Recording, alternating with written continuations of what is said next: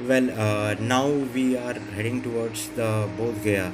The sacred temple dedicated to Lord Buddha, founder of Buddhism, is located near the holy town of Gaya, and it is a full-fledged railway station. The temple is just 14 kilometers away from the nearest railhead, and it is on the Delhi-Kolkata main line. One can hire an auto rickshaw and or taxi as per his convenience. If I talk about the temple, it is situated on the banks of river Niranjana, or now you can say that it is a river Falgu.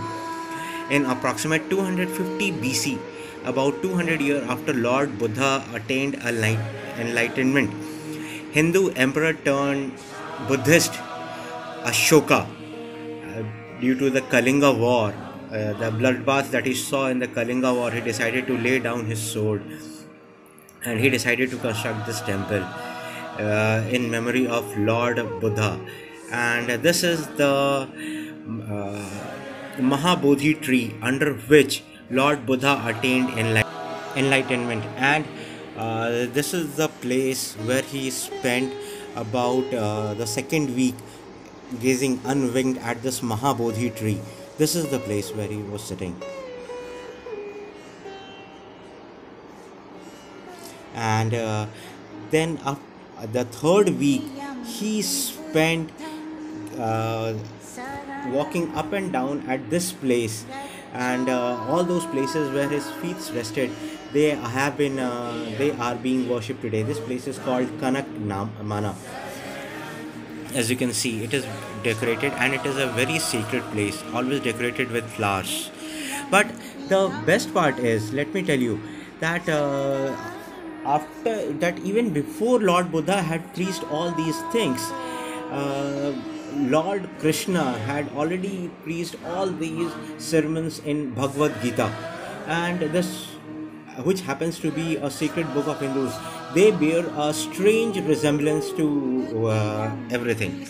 That there are many Buddhist temples and monasteries in the same premises here. They have been built by the people of Bhutan, China, Japan, Myanmar, Nepal, Sikkim, Sri Lanka, Taiwan, Thailand, Tibet, and Vietnam in a wide area.